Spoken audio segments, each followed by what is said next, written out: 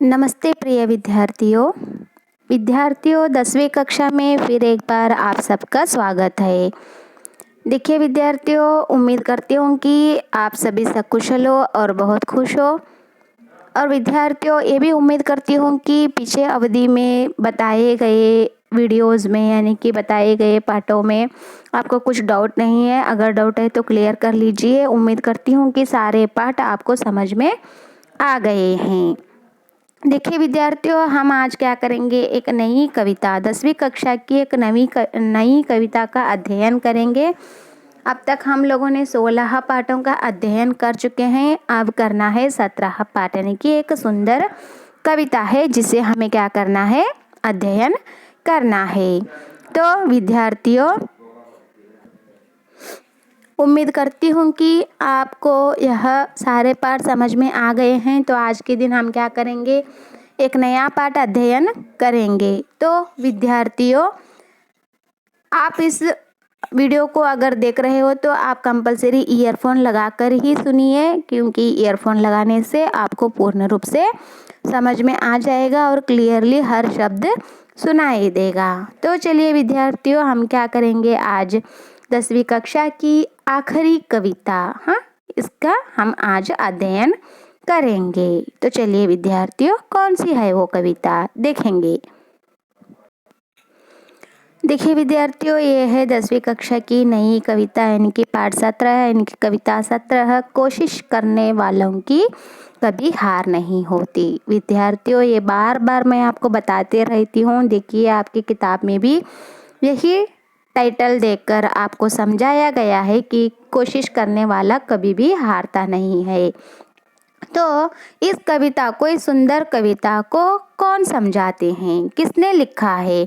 सोहन लाल द्विवेदी जी ने क्या किया है, इस सुंदर कविता को क्या किए हैं वो बताकर हमें संदेशा दे रहे हैं। कौन सा संदेशा दे रहे हैं, ये जानने से पहले हम क्या करेंगे, सोहन लाल द्विवेदी जी का एक छोटा सा परिचय हम क्या करेंगे, प्राप्त करेंगे। तो विद्यार्थियों, हम क्या करेंगे, सोहन लाल द्विवेदी जी का परिचय प्राप्त करेंगे। देखिए विद्यार्थियों, ये है कवि परिचय, सोहन लाल द्विवेदी जी का एक छोटा सा परिचय। ध्यान दीजिए। देखिए आप देख रहे होंगे, ये है सोहन लाल द्विवेदी जी का एक चित्र। ये है सोहन लाल द्विवेदी जी, देख रहे हो। तो विद्यार्थियों, हम क्या करेंगे, इनका एक छोटा सा परिचय प्राप्त करेंगे। देखिए विद्यार्थियों, सोहन लाल द्विवेदी जी हिंदी के सुप्रसिद्ध कवि हैं। सोहन लाल द्विवेदी जी क्या हैं, हिंदी के सुप्रसिद्ध कवि हैं, यानी कि साहित्यकार भी हम इन्हें कहते हैं। तो आपका जन्म 23 फरवरी सन 1906 को हुआ। इनका जन्म कब हुआ? देखो, ये हिंदी के सुप्रसिद्ध कवि माने जाते हैं। इनका जन्म 23 फरवरी 1906 को सोहन लाल द्विवेदी जी का जन्म होता है। 23 फरवरी 1906 को क्या होता है, इनका जन्म होता है। किसका जन्म होता है? सोहन लाल द्विवेदी जी का जन्म होता है।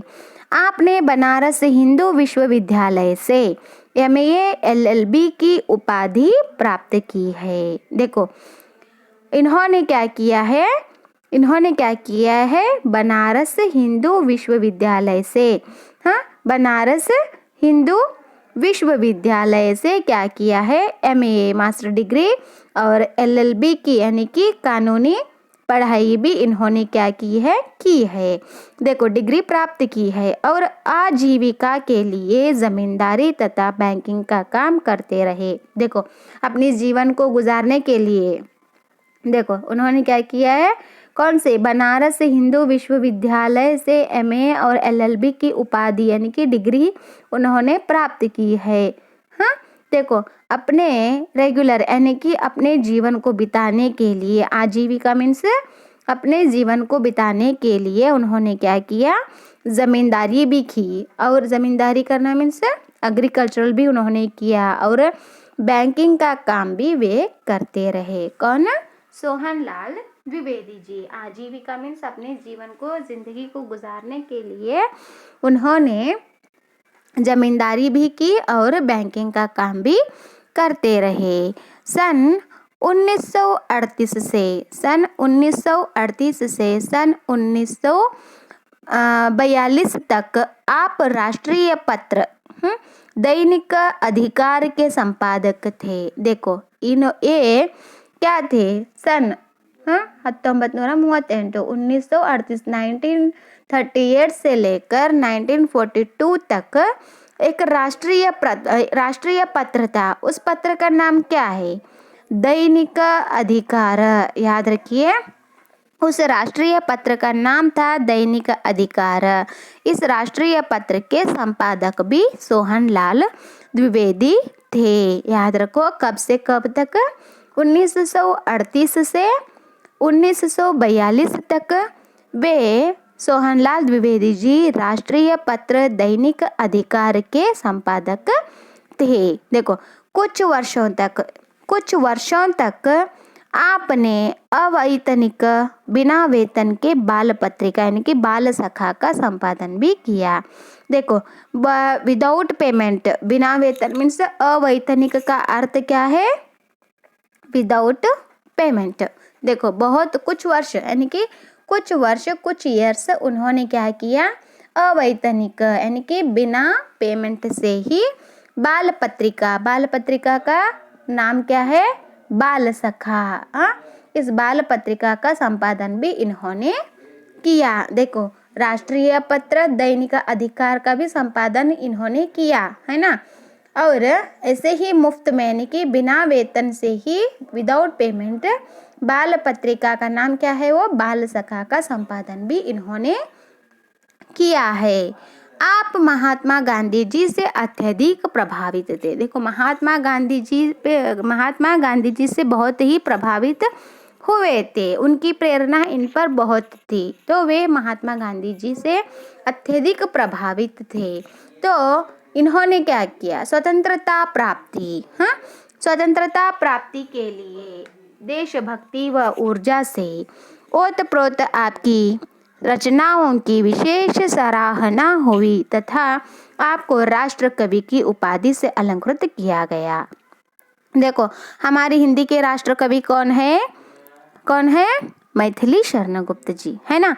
तो स्वतंत्रता प्राप्ति के लिए देशभक्ति व ऊर्जा से, देशभक्ति व शक्ति से क्या किया? ओतप्रोत आपकी रचना उससे संबंध रहे उनकी रचनाएं विशेष सराहना में यानी कि विशेष रूप से क्या हुई? लिखी गई है, रचनाएं रचा है उन्होंने।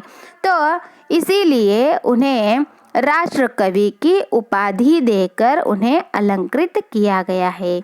किसे? सोहनलाल द्विवेदी जी को राष्ट्र कवि की उपाधि दी गई। कब दी गई? किस कारण दी गई? स्वतंत्रता प्राप्ति के लिए देशभक्ति और शक्ति से संबंध रहे उनकी रचनाओं को देखकर, सराह कर राष्ट्र कवि की उपाधि देकर उन्हें अलंकृत किया गया है। देखो, सन 1988 में राष्ट्र कवि द्विवेदी जी का देहांत हो गया। देखो, कब हुआ उनका देहांत? सन 1988 में राष्ट्र कवि द्विवेदी जी का क्या हो गया? देहांत हो गया। आपकी प्रमुख कृतियां हैं, इनके बहुत सारी प्रमुख कृतियां हैं। उन कृतियों के नाम क्या है? भैरवी, भैरवी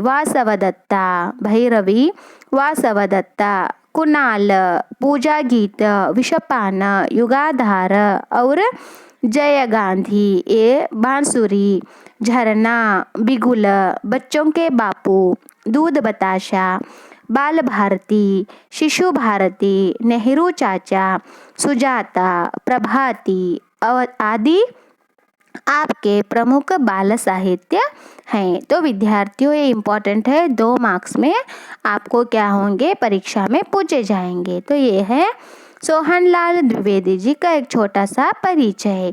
देखिए विद्यार्थियों, इस कविता में आने वाले शब्दों के अर्थ भी मैं आपको पढ़कर सुनाती हूँ, ध्यान से देखिए, सुनिए। देखो, लहर, तरंग, बहाव भी कहते हैं, बहाव ಅಂದ್ರೆ ಹರಿಯೋದು. नौका, नाव, कोशिश, प्रयास यानी प्रयत्न. हार, पराजय, विफलता. नन्ही, छोटी, लघु. दाना, धान्य, अनाज भी कहते हैं, कना कहते हैं, ग्रेन कहते हैं. दीवार, भित्ति यानी कि वाल, दीवार को वाल कहते हैं. विश्वास, भरोसा यानी कि यकीन भी कहते हैं. रग, नस, स्नायु, नाड़ी, नर्व कहते हो ना आप, ನರಗಳು ಅಂತಿರಲ್ಲ ಅದು. साहस, धैर्य, हिम्मत, हौसला यानी करेज भी कहते हैं. अखरना, बुरा लगना, मेहनत, परिश्रम. बेकार, व्यर्थ, निरर्थक भी कहते हैं. सिंधु, सागर, समुद्र. अम्बुधि भी कहते हैं, सिंधु सागर को अम्बुधि भी कहते हैं. गोताखोर, तैराक. हैरान होना, आश्चर्यचकित होना. चुनौती, दावा, ललकार. कमी, अभाव, न्यूनता. चैन, आराम, सुख. संघर्ष, टकराव यानी कि फाइट करना. तो विद्यार्थियों, ये है इस कविता में आने वाले शब्दों के अर्थ. तो विद्यार्थियों, हम क्या करेंगे, अगली अवधि में इस सुंदर कविता का अध्ययन करेंगे. और उम्मीद करती हूँ कि सोहनलाल द्विवेदी जी का परिचय और कठिन शब्द आपको समझ में आ गए हैं. अगर इसमें कुछ डाउट है तो आप कॉल करके पूछ सकते हो. ओके. तो विद्यार्थियों, आज का आपका गृह कार्य है, इस कविता के कवि सोहनलाल द्विवेदी जी का परिचय लिखो और शब्दों को भी पढ़ते हुए लिखो. हम अगली अवधि में क्या करेंगे, इस कोशिश करने वालों की कभी हार नहीं होती, इस सुंदर कविता का पूर्ण रूप से अध्ययन करेंगे. ओके विद्यार्थियों, have a nice day. Thank you. Good luck.